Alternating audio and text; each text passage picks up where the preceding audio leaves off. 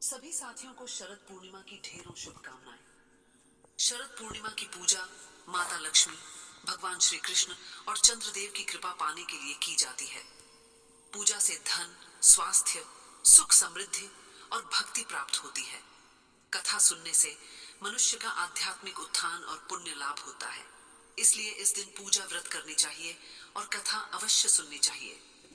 शास्त्रों में कहा गया है, जो भक्त कथा को श्रद्धा से सुनता है उसे वही फल मिलता है जो कठिन पूजा पाठ, व्रत और उपवास से मिलता है। तो आओ साथियों, कथा को मन से सुनो। यह केवल सुनना नहीं है, यह तो एक जीवंत आध्यात्मिक अनुभव है। अब प्रारंभ करते हैं शरद पूर्णिमा व्रत की यह दिव्य कथा। बहुत समय पहले की बात है, एक ऐसे घर की जहाँ की छतें भले ही खपरेल की थीं, लेकिन उस घर का आंगन श्रद्धा और प्रेम की मजबूत नींवों पर टिका था। उस घर में रहते थे बाबा धीरज लाल। धीरज लाल नाम ही नहीं, उनका व्यक्तित्व भी धैर्य और लालित्य का संगम था। और थी उनकी बिटिया श्रेया। श्रेया, जिसकी दुनिया शुरू भी बाबा से होती थी और खत्म भी बाबा पर। हर साल का इंतजार होता था शरद पूर्णिमा का, वह रात जब प्रकृति अपनी समस्त सुंदरता को चरम पर पहुंचा देती है और चंद्रमा 16 कलाओं से परिपूर्ण होकर धरती पर अमृत की वर्षा करता है। बाबा धीरज लाल के लिए यह महज एक त्योहार नहीं था, यह जीवन का सार था। आंगन को गाय के गोबर से लेपकर शुद्ध किया जाता था। माँ सुमित्रा देवी रसोई में जुट जाती थी। दूध धीरे धीरे आंच पर चढ़ाया जाता था। उसमें केसर के चंद रेशे, इलायची का पाउडर और सूखे मेवों का मिश्रण पड़ता था। यह दूध घंटों उबलता, गाढ़ा होता जाता और जब तैयार होता तो उसे खीर नहीं, अमृत कहा जाता था। फिर आता था सबसे पवित्र क्षण, एक सुंदर कलात्मक पीतल का कलश जिसे बाबा ने वर्षों पहले अपनी दादी से पाया था। उसमें यह गारा अमृत भरा जाता था। बिटिया, बाबा आवाज लगाते, जल्दी आ, आज श्रीहरि पधारेंगे। श्रेया भागती हुई आती। वह देखती बाबा कितनी श्रद्धा से उस कलश को आंगन के ठीक बीचों बीच तुलसी के पौधे के पास रखते थे। बाबा, इसे यहीं क्यों रखते हो? श्रेया ने बचपन में एक बार पूछा था। बाबा ने प्रेम से उसके सिर पर हाथ फेरा था। वह स्पर्श इतना हल्का होता था जैसे चंद्रमा की किरणें छू रही हों। मेरी बिटिया, बाबा कहते, उनकी आवाज में जैसे वेदों की मिठास घुली हो। आज की रात, आज की रात साक्षात लक्ष्मी मैया और श्री हरि विष्णु इस धरती पर उतरते हैं। वे हर घर का अवलोकन करते हैं। वे देखते हैं कि किस घर में प्रेम है, किस घर में श्रद्धा और संतोष है। और जिस घर में उन्हें यह तीनों दिखते हैं ना, वहां वे रुक जाते हैं। श्रेया आंखें भरी करके सुनती। और यह दूध का कलश? बाबा की आंखों में एक दिव्य चमक आ जाती। यह दूध का कलश, इसे आज रात चांदनी में रहने देंगे। मैया लक्ष्मी इस कलश को अपनी दिव्य ऊर्जा से भर देंगी। इस दूध को पीने से साल भर आरोग्य मिलेगा। और सुनो बिटिया, सबसे जरूरी बात, बाबा झुककर फुसफुसाते, जिस घर में प्रेम व श्रद्धा हो वहां सुख समृद्धि रुकती नहीं। श्रेया उस रात नींद में भी चांदनी की शीतलता महसूस करती। सुबह होते ही वह सबसे पहले कलश के पास जाती। बाबा स्वयं चम्मच से एक बूंद दूध उसे छकाते। वह स्वाद, वह पवित्रता श्रेया की आत्मा में उतर जाती थी। वर्ष गुजरते गए, श्रेया बड़ी होती गई, लेकिन यह परंपरा उसके जीवन की धुरी रही। यह महज एक रस्म नहीं थी, यह बाबा का प्रेम, उनकी शिक्षा थी। यह विश्वास था कि चाहे दुनिया में कुछ भी हो जाए, यदि तुम अपने मन को शुद्ध रखोगे तो देवत्व तुम्हारे आंगन में स्वयं उतर आएगा। फिर वह वर्ष आया जिसने उस घर की सारी रोशनी फीकी कर दी। शरद पूर्णिमा आने में अभी 10 दिन बाकी थे और बाबा धीरज लाल अचानक बिस्तर पकड़ लिए थे। पहले खांसी आई, फिर बुखार ने उन्हें जकड़ लिया और अब तो वे इतना कमजोर हो गए थे कि खाट से उठ भी नहीं पाते थे। घर में सन्नाटा था। माँ सुमित्रा पूजा पाठ में लगी थी। उनके चेहरे पर चिंता की गहरी लकीरें थीं। मंत्रों की आवाज अब पहले जैसी शांत और आत्मविश्वास भरी नहीं थी। उसमें एक डर, एक प्रार्थना का क्रंदन छिपा था। श्रेया अब जवान हो चुकी थी, पर बाबा के सामने वह आज भी वही छोटी बिटिया थी। वह बाबा के पास बैठी रहती।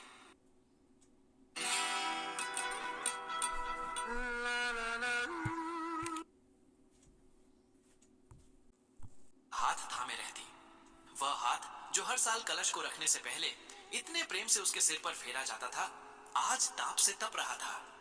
बाबा, आपको कैसा लग रहा है? श्रेया धीरे से पूछती। बाबा बस हौले से मुस्कुरा पाते। उनकी आंखें अब उस चांदनी जैसी पवित्र पर थकी हुई थीं। इस बार शरद पूर्णिमा आ गई। बाहर आकाश में चंद्रमा अपनी पूरी भव्यता के साथ चमक रहा था। शायद इतना स्वच्छ और उज्जवल चंद्रमा पहले कभी नहीं निकला था। लेकिन घर के भीतर अंधेरा था। मां ने इस बार खीर बनाने की हिम्मत नहीं की थी। उन्हें डर था कि कहीं बाबा की आखिरी रात ना हो। उन्होंने बस सादा दूध गर्म किया, शायद रस्म पूरी करने के लिए। मां, श्रेया ने डबडबाई आंखों से कहा, कलश कलश नहीं रखेंगे? मां सुमित्रा की आंखें भर आईं। क्या फायदा बेटी, घर में सुख नहीं, शांति नहीं। आज तो बस यही लग रहा है कि कहीं लक्ष्मी मैया के बजाय यमराज घर के द्वार पर न खड़े हों। सुमित्रा देवी की बात श्रेया के कलेजे में तीर की तरह चुभ गई। यमराज? नहीं, बाबा ने हमेशा सिखाया था कि प्रेम और श्रद्धा से भरा कोई कवच नहीं। नहीं मां। श्रेया खड़ी हो गई। उसकी आवाज में एक अजीब सी दृढ़ता थी। बाबा ने सिखाया है, हर रात, हर संकट में हम अपनी आस्था को नहीं छोड़ सकते।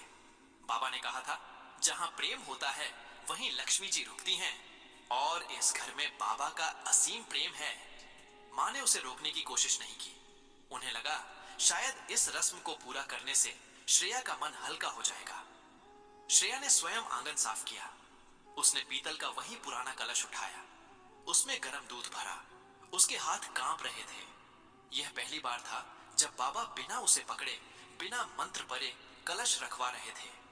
वह कलश लेकर बाबा के कमरे में गई। बाबा बेहोशी की हालत में थे। उनका शरीर ठंडा पड़ रहा था। बाबा, उसने कलश को उनके बिस्तर के पास छूते हुए कहा, देखिए, मैंने कलश रख दिया है, चांदनी इसे भर रही होगी। उस रात श्रेया ने बाबा के पैर दबाना शुरू किया और उसका मन टूटकर बिखरने लगा। आंगन में शीतल चांदनी छाई थी, पर श्रेया के मन में भट्टी जल रही थी। बाबा का हर श्वास जैसे उनके जीवन की डोर को कम कर रहा था। श्रेया उठकर बाहर आंगन में आई। उसने कलश को देखा, शीतल दूध, चमकता हुआ चांद, लेकिन उसके अंदर वह सुख समृद्धि कहां थी जिसकी बात बाबा करते थे। क्या इस बार लक्ष्मी मैया ने हमारे घर को छोड़ दिया है? क्या हमारी श्रद्धा कमजोर पड़ गई? क्या प्रेम ही सब कुछ नहीं होता? दर्द और निराशा ने उसे घेर लिया। वह घुटनों के बल चांदनी में बैठ गई। उसने अपने हाथ जोड़े और यह प्रार्थना किसी मंत्र जैसी नहीं थी। यह एक बेटी का रोदन था जो सीधे अपनी मां से शिकायत कर रही थी। हे लक्ष्मी मां, उसकी आवाज कांप रही थी जैसे आंसुओं से भीगी हुई हो। आपको बाबा ने हमेशा पूजनीय माना।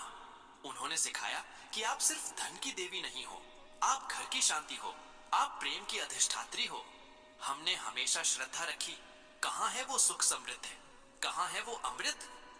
उसकी आंखें कलश पर थीं, पर उसकी दृष्टि उससे पार कहीं दूर चांद की ओर लगी थी। मां, आप आज इस घर में आई हो, मुझे पता है। श्री हरि भी आए होंगे, वह रूंधे गले से बोली। बाबा ने कहा था कि जहां प्रेम होता है वहां आप रुकती हो। देखिए, इस घर में बाबा से ज्यादा प्रेम कौन कर सकता है? ये परंपरा, ये कलश, सब तो उन्हीं का आशीर्वाद है। फिर उसका गला पूरी तरह से अवरुद्ध हो गया। उसके मन में एक ही भयानक चीखता हुआ डर था, उन्हें खो देने का डर। वह बिलख पड़ी, हे लक्ष्मी मां, मैं जानती हूं आप हर साल आती हैं। आप देखती हैं कि कौन सुखी है, कौन दुखी। आप सब कुछ दे सकती हैं और सब कुछ ले भी सकती हैं। श्रेया ने अपने माथे को जमीन पर टिका दिया। उसके आंसू ठंडी धरती को भिगो रहे थे। मां, मैं आपसे विनती करती हूं, मैं आपसे भीख मांगती हूं। आप सारा धन ले लेना, ये चांदनी ले लेना, ये अमृत कलश भी ले लेना। इस घर की सारी सुख समृद्धि ले जाना। अगर वो किसी और को मिल सकती है तो दे देना। वह रुक गई। फिर एक चीख जैसी आवाज निकली जो उसके हृदय से निकली थी, बस मेरे बाबा को मत ले जाना। हाय रे, मेरे बाबा को मत ले जाना, वे मेरे ईश्वर हैं। मां, उन्हें मत ले जाना, मैं उनके बिना कैसे रहूंगी? अगर आप उन्हें ले गई तो मैं यह पूजा कभी नहीं करूंगी। फिर कौन सिखाएगा कि श्रद्धा क्या होती है? मुझे मेरा बाबा चाहिए। मुझे मेरा बाबा चाहिए। लक्ष्मी माँ, मेरी प्रार्थना सुन लो। ओ मेरी मैया।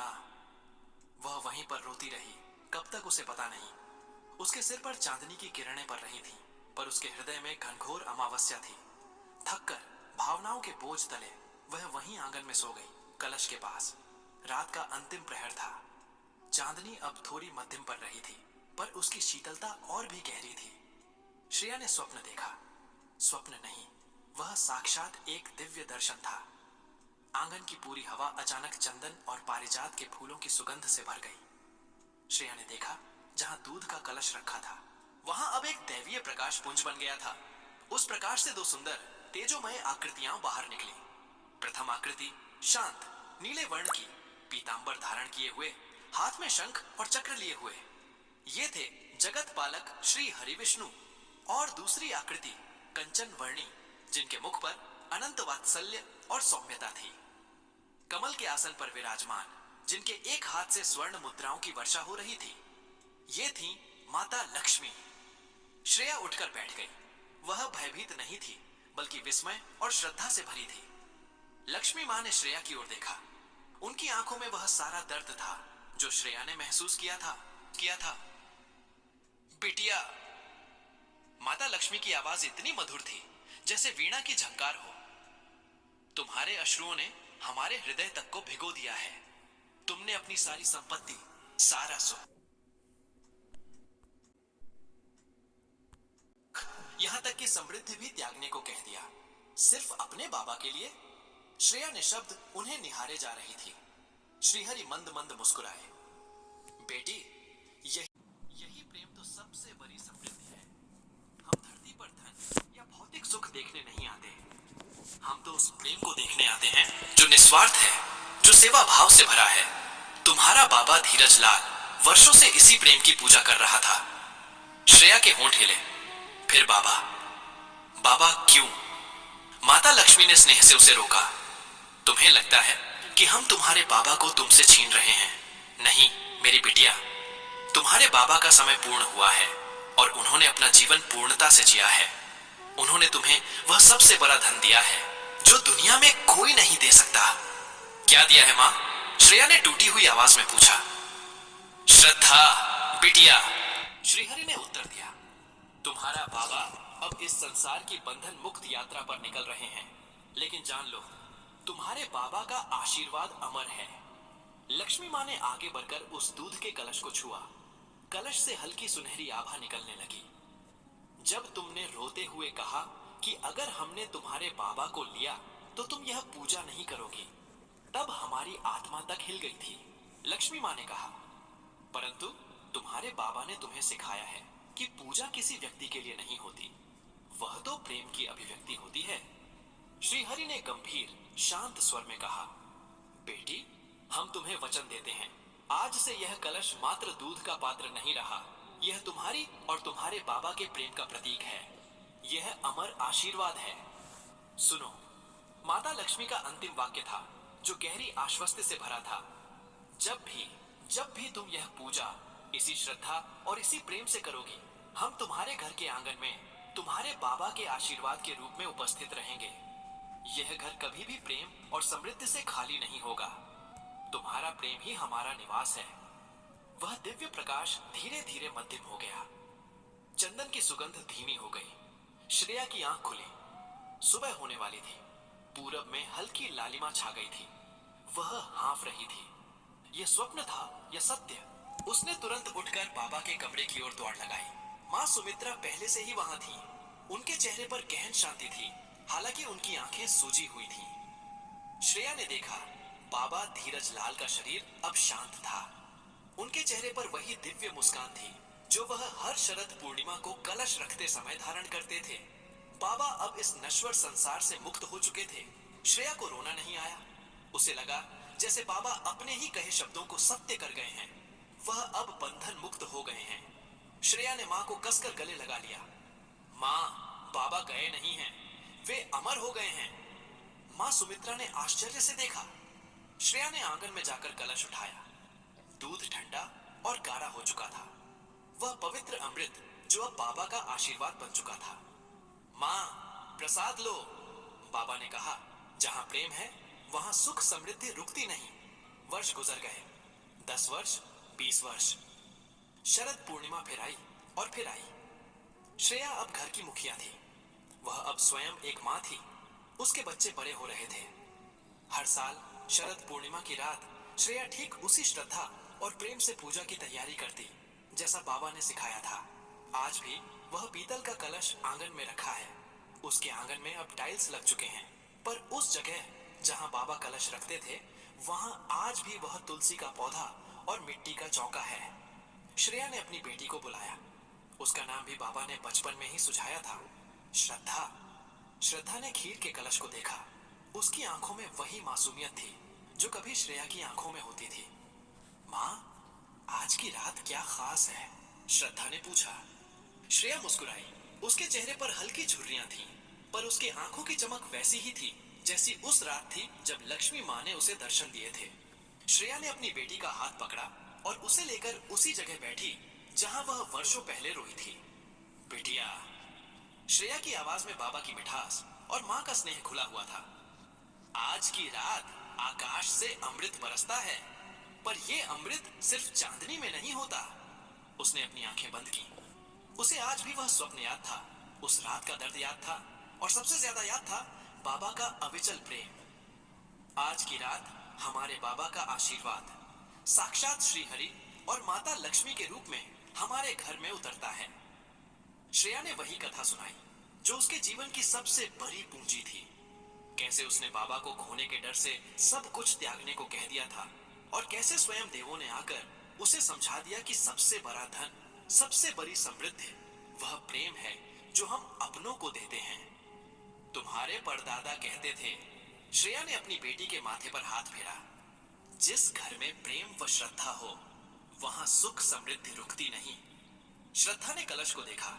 उसे दूध की शीतलता में उस रात की चांदनी और अपने परदादा का शांत प्रेम भरा मुख दिखाई दिया। यह घर आज भी समृद्ध था, धन धान्य से नहीं, बल्कि उस अटूट विश्वास से जो बाबा ने श्रेया को दिया था। श्रेया आज जानती थी बाबा कहीं नहीं गए थे। वे हर शरद पूर्णिमा की रात उस दूध के कलश में, उस शीतल चांदनी में और अपनी बेटी के हृदय में बसते थे। और जब भी रात गहरी होती और चांदनी अपने चरम पर पहुंचती, श्रेया को लगता जैसे में पीतल के कलश के पास श्री हरि और माता लक्ष्मी आज भी खड़े हैं, और वे मुस्कुराकर कह रहे हैं, बेटी, तुम्हारे बाबा का आशीर्वाद अमर है। तुम जब भी यह पूजा करोगी हम तुम्हारे घर रहेंगे, हमेशा हमेशा। प्रिय साथियों, इस वीडियो में शरद पूर्णिमा की पावन व्रत कथा यहीं पर समापन होती है। हम कामना करते हैं कि भगवान श्री हरि और माँ लक्ष्मी की कृपा आप सभी पर बनी रहे। आपके जीवन में सदैव सुख, शांति, समृद्धि और सकारात्मक ऊर्जा का संचार इस दिन न केवल भक्ति भाव से भर देती है, बल्कि हमारे जीवन में एकता, प्रेम और आस्था का संदेश भी लेकर आता है। शरद पूर्णिमा की व्रत कथा को सुनने के लिए हृदय से धन्यवाद। कृपया अपने विचार और अनुभव कमेंट्स में अवश्य साझा करें, और जय मां लक्ष्मी लिखना न भूलें। आपके द्वारा किए गए कमेंट्स न केवल आपको प्रेरित करेंगे, बल्कि अन्य दर्शकों के लिए भी भक्ति और श्रद्धा का स्रोत बनेंगे। जय मां लक्ष्मी।